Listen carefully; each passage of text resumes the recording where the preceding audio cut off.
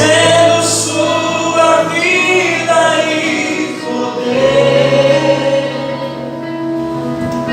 ministrando sua graça e amor. O Espírito de Deus está aqui, operando em nossos corações, trazendo sua vida e poder, ministrando sua graça e amor. Qual que é o papel da igreja? Os feridos de alma são curados,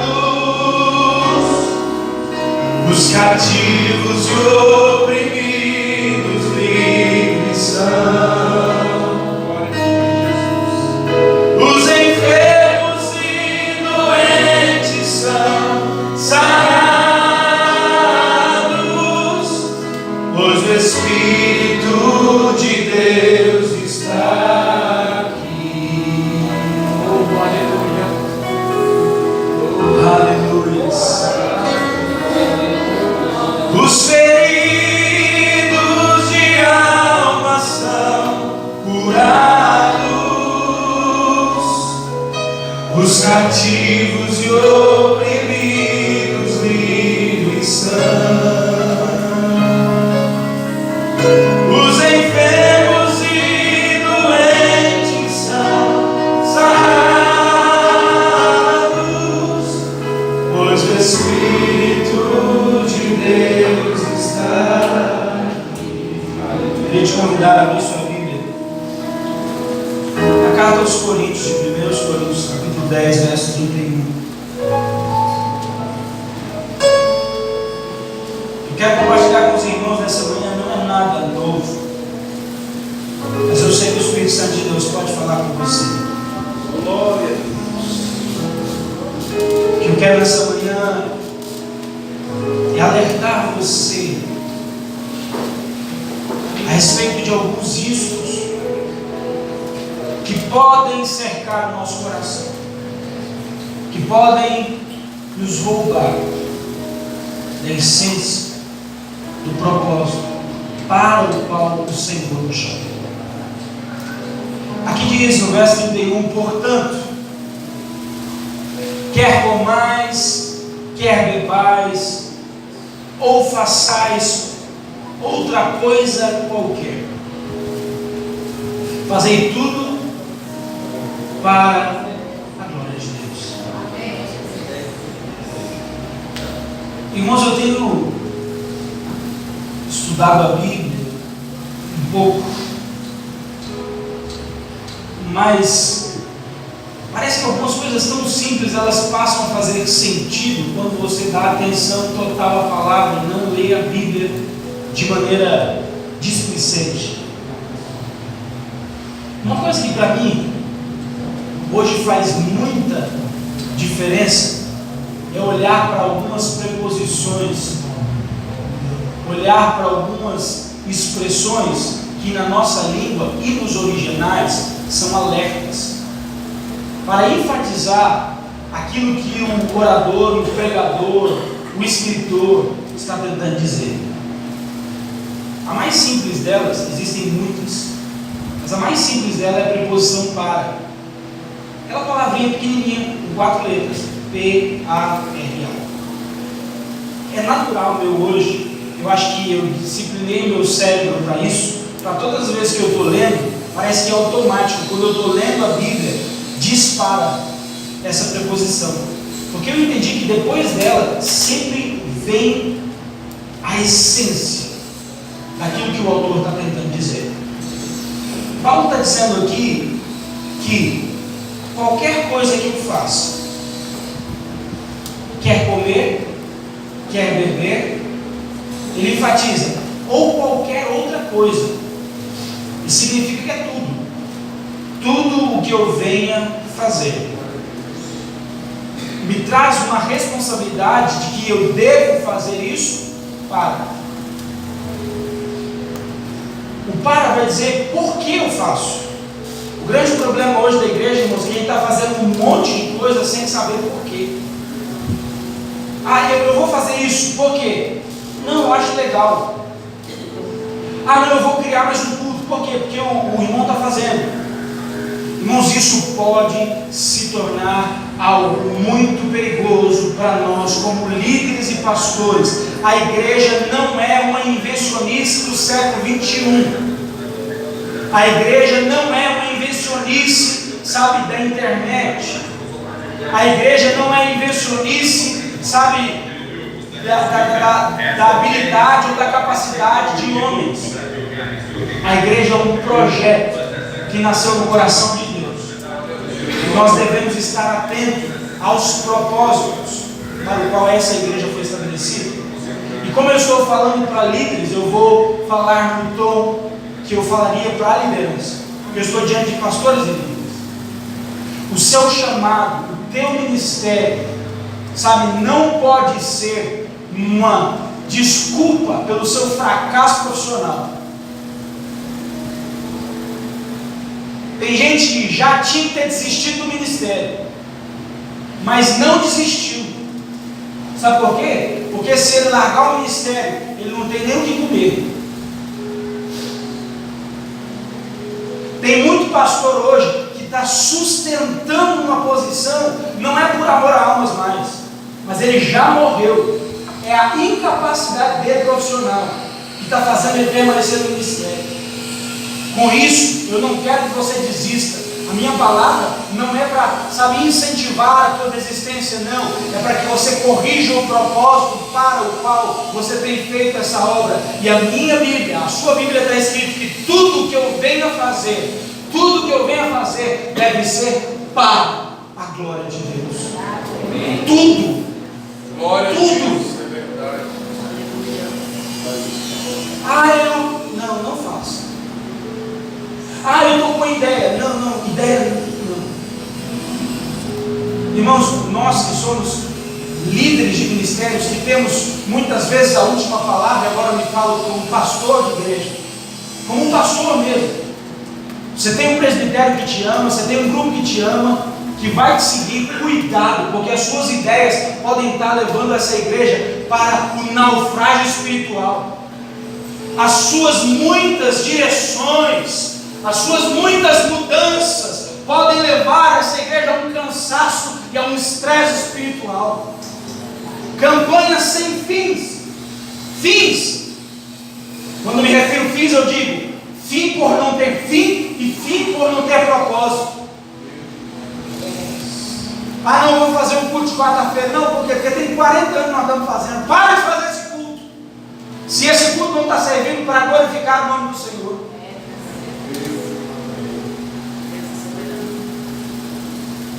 Não, eu vou deixar o irmão pregar, porque senão ele vai sair da igreja.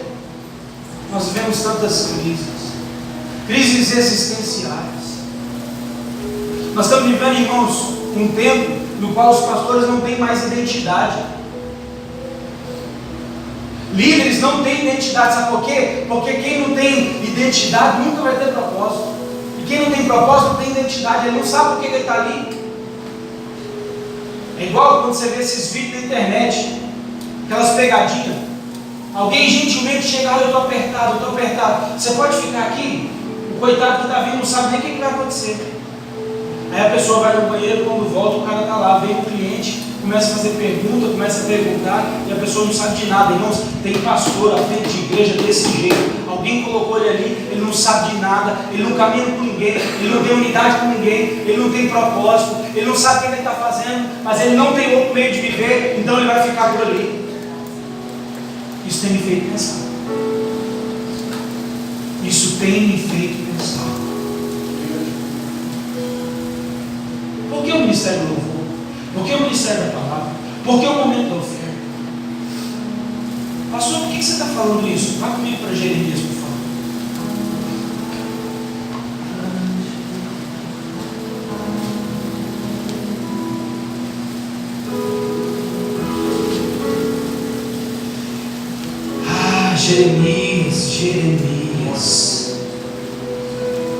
Jeremias parece que consegue ser tão profundo. Jeremias parece que consegue falar diferente do que os outros. Jeremias parece que consegue confrontar as nossas motivações como nenhum outro profeta. E aqui no verso 9, no capítulo 17 de Jeremias,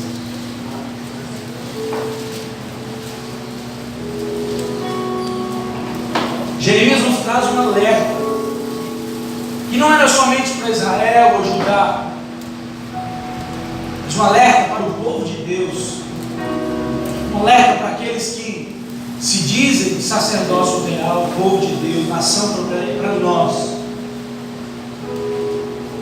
Diz no verso 9: enganoso é o coração. 17:9. Jeremias 17:9. Enganoso é mais do que todas as coisas e desesperadamente corrupto. Quem o conhecerá? Eu, o Senhor, esquadrinho o coração e eu provo os pensamentos, e isto para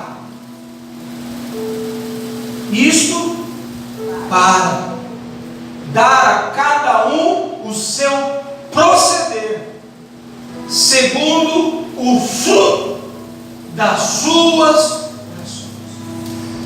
Então a minha alerta aqui não é para fazer você desistir, pelo contrário, eu quero que você avalie o seu e o meu coração hoje, para que tudo que você está fazendo não seja fruto da sua imaginação, para que você passe a sua vida, sabe, e você perca o seu casamento, você perca os seus filhos para as drogas, você perca a tua esposa, você perca a tua paz, você adquire enfermidades, você adquire um câncer, você adquire, sabe, doenças mentais, emocionais, físicas, e no final chegar lá naquele grande dia, achar que tem alguma coisa e você não tem nada.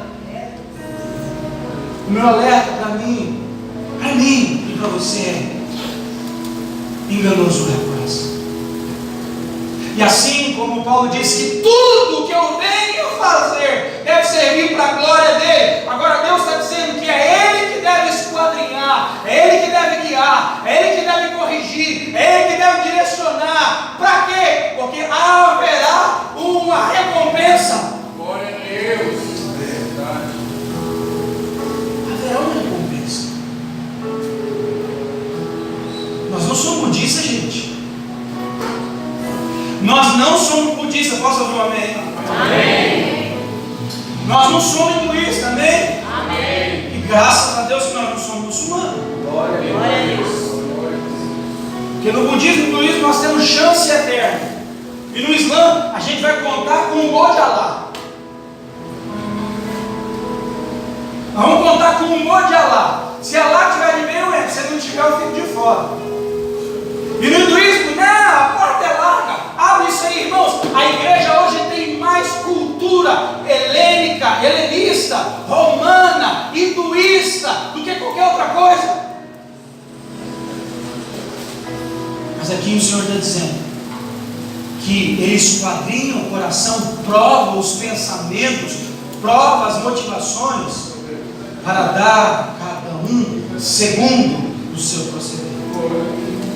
A minha versão em inglês, ela bate ainda um pouquinho mais. Diz assim: o coração é completamente enganoso acima de todas as coisas. A versão em inglês usa uma palavra sick. A palavra sick é uma palavra muito pesada. É doente. A versão Amplify em inglês diz sick. Extremamente doente.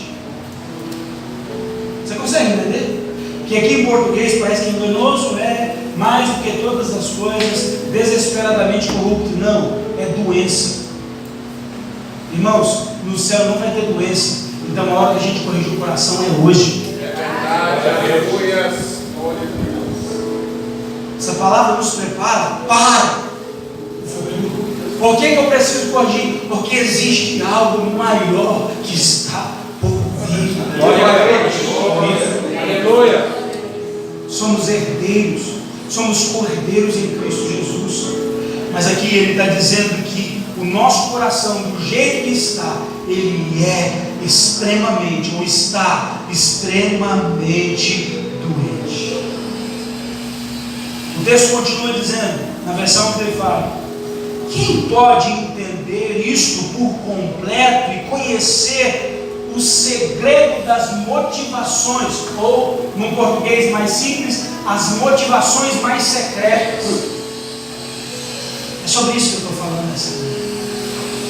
Quais são as nossas motivações secretas? Porque o que está em jogo aqui nessa manhã, sabe, não é a aparência, não é a ética pastoral, não é a ética eclesiástica, não é o meu discurso, não é, sabe, a minha moral. Na faculdade de teologia, de administração, de filosofia, a gente estuda ética e moral. A gente quer aplicar a ética e a moral dentro da igreja. Irmãos, tem que ter ética e moral, mas isso não tem nada a ver com o que Deus vai julgar. Que diz que Deus vai julgar as motivações mais secretas. Ele vai motivar o íntimo. E ele vai avaliar pelo íntimo e não pelo todo. Ele vai avaliar a razão e não o resultado. Porque hoje a gente tem coragem até de dizer no púlpito que não importa o que eu faça, não importa os meios, o que importa é o. Isso não é bíblico. O padrão bíblico é que se uma casa, desde a fundação, o sábio construtor não preocupar em colocar ela numa rocha, o vento virá. É verdade. Ou, se o vento não vier e derrubar, isso fala do temporal, no atemporal e eterno, o fogo provará a obra de cada um. O vento fala do temporal. Você edificou a sua obra, você estabeleceu ela onde? Na areia. Então o vento mesmo vai derrubar ela. É questão de tempo. Conta 10 anos e vai cair. Sai para viajar de férias. Quando chegar tem outro pastor.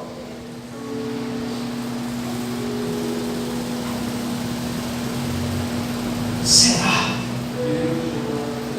que você está edificando?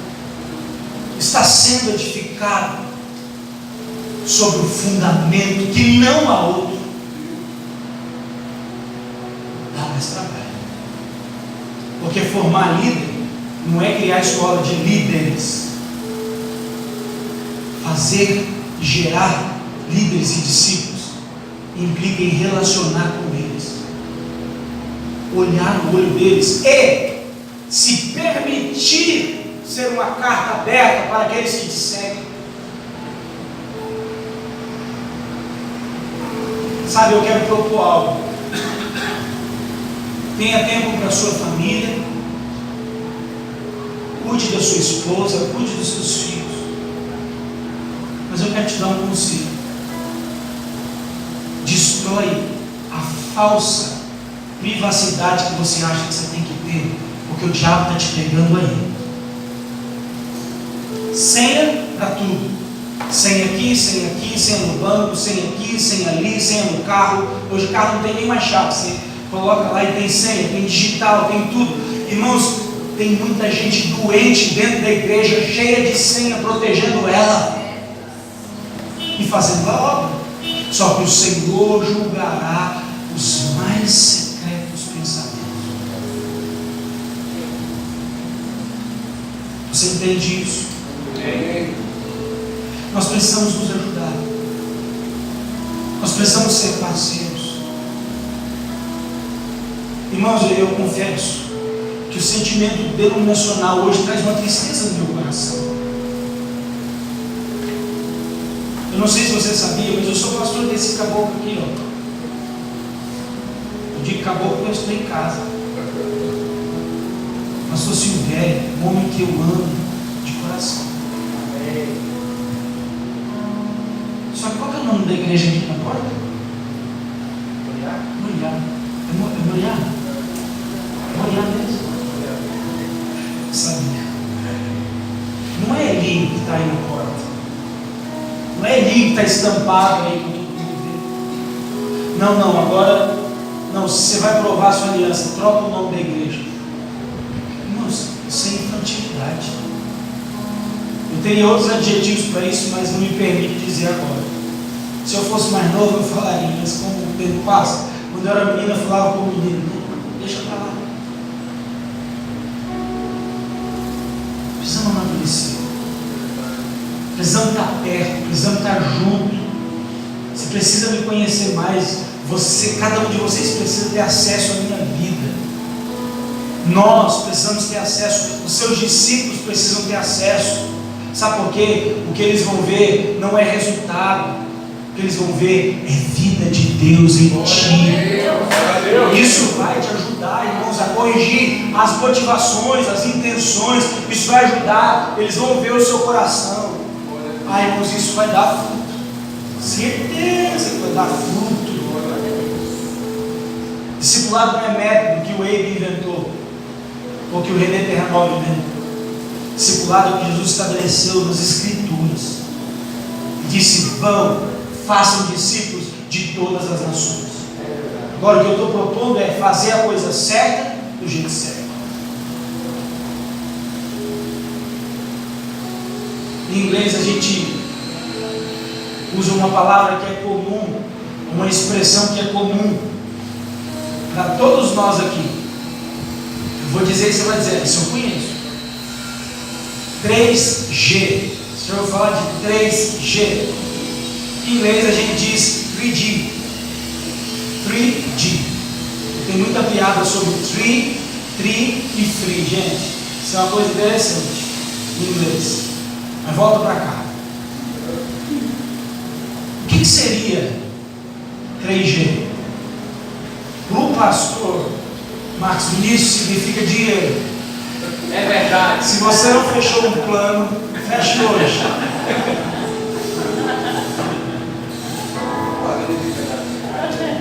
Por isso que ele está filmando, ele sabia que eu ia aguentar, né?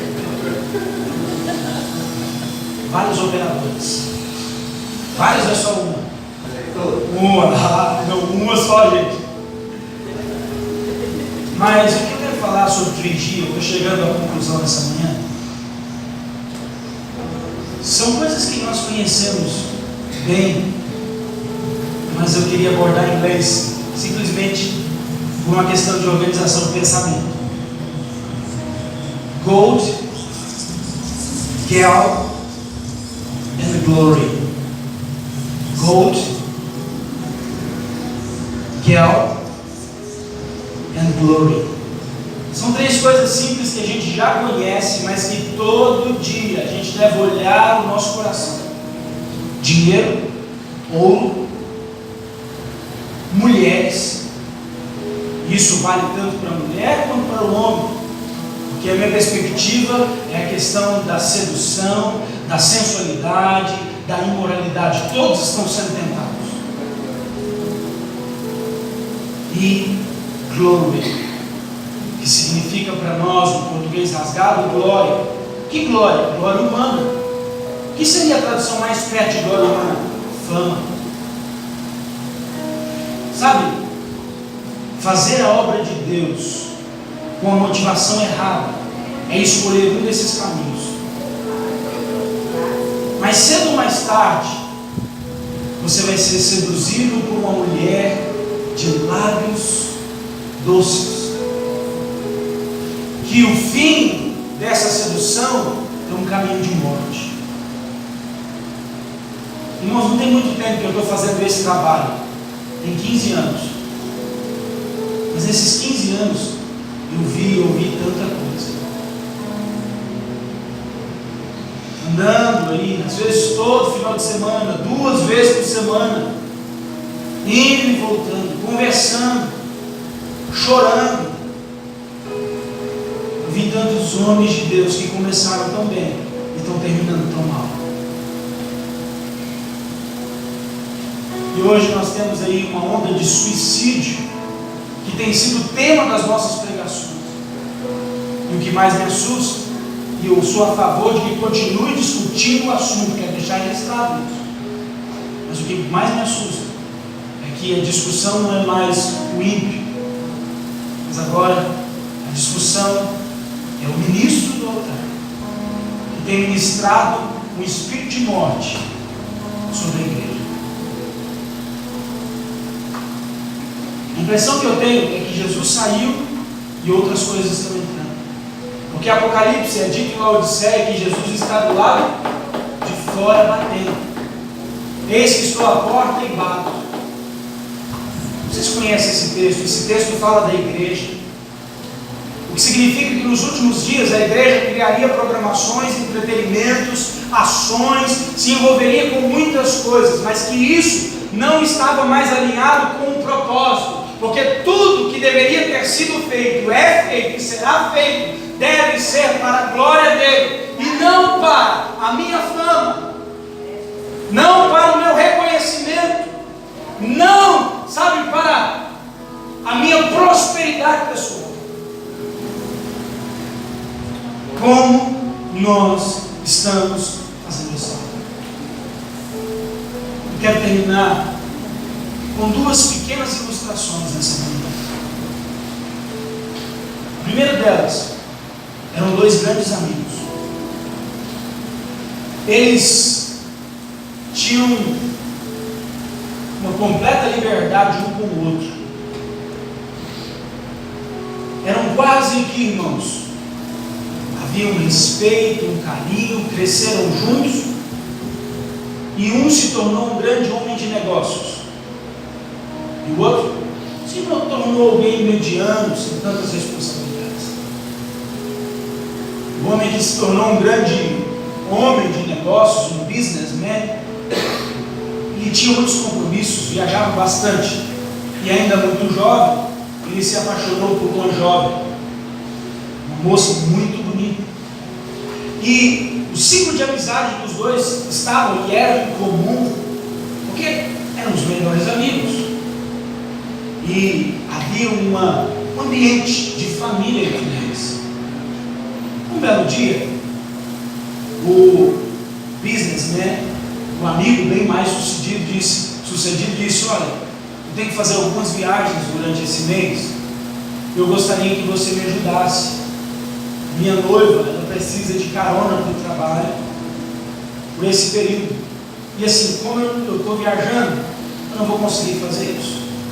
E ele, sem nenhuma maldade no coração, considerando aquela moça como irmã, por ser ela a noiva do melhor amigo dele, decidiu ele então dizer prontamente: eu vou, para mim vai ser uma honra fazer isso. E começou a buscar ela na casa dela, e eles iam conversando no carro. E eles foram confidenciando coisas da infância. Eles foram ficando amigos no segundo dia, no terceiro dia, uma semana depois. Quando já estava quase inteirando um mês, ele tinha se dado conta de que logo no começo um sentimento errado tinha entrado no coração dele. E ele, sem perceber, sem maldade no princípio, agora já não estava fazendo mais aquele favor para o amigo dele, mas agora aquilo que era um favor para o amigo dele havia se tornado, sabe, um trabalho para seu próprio benefício, porque ele estava completamente apaixonado por aquela moça. Quem era ela? A noiva do melhor amigo. E no final do mês, esse amigo voltou e foi agradecer ele pelo favor que ele tinha feito, completamente inocente, grato, dizendo: olha, eu queria dizer para você, cara, que eu não tenho como pagar isso. Os dois estavam muito desconfiados, porque eles tinham tido uma relação e ambos estavam apaixonados um pelo outro. E eles tiveram que, na chegada do amigo, dizer que eles estavam completamente apaixonados um pelo outro e pedindo que esse noivo desistisse de se casar com aquela moça, porque agora ele estava desejando casar com ela. Essa é a figura dos pastores e a igreja e de Jesus Cristo. Jesus Cristo nos deu uma tarefa: cuida da minha noiva, cuida dela. Eu vou preparar lugar para vocês. Eu estou indo ali. Ele prometeu, ele disse: eu vou, mas eu volto. Só que o grande problema é que nós começamos bem, mas por não considerar todos os dias, por não curvar o nosso joelho e nos colocarmos na nossa condição, no nosso lugar, nós estamos fazendo as coisas de Deus para o nosso próprio uso, benefício, usufruto. Há muito pastor dizendo: olha, eu estou construído para os meus filhos. Não, essa igreja não é para os teus filhos.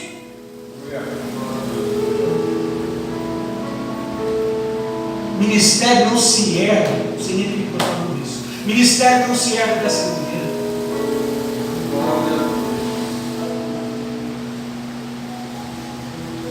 Será que você não se apaixonou pela noiva? Será que você não está correndo risco de dar tempo? O noivo não voltou. Por isso que eu vim aqui, por isso que eu saí da minha casa e vim para cá. Eu confesso que eu estou um pouco cansado, eu queria ter ficado lá quase que eu... Mas eu vim para cá. Eu sabia que precisava conversar isso com você. Meu amigo, amigos, sou diante de amigo. Vamos soldar o nosso coração. O noivo não voltou, mas ele prometeu que ele vai voltar. Eu disse que seriam duas, e agora eu encerro com a segunda. Um homem muito pobre, que não tinha nada na vida, foi criado em uma escassez horrenda. Não tinha nada, a família não tinha nada. Não tinha nada nem para comer na casa dele. Mas ele decidiu, botou na cabeça dele e disse assim: olha, um dia eu vou ser rico. Quem conhece esse tipo de história, levanta a mão aí. Isso acontece. Muitos milionários foram muito pobres. Não sei se você sabia, mas o maior dono de posto em Brasília, maior de todos, mais de 100 e poucos postos de gasolina são desse cara. Ele veio do Nordeste e ele dormia dentro de uma caixa d'água. Ele arrumou uma caixa d'água, pegou aquela caixa d'água, encheu de água e começou a lavar carro. E por alguma razão, não é cristão, se tornou um dos homens mais ricos em Brasília. Talvez não mais rico, eu não quero usar de verbo, nem exagero aqui.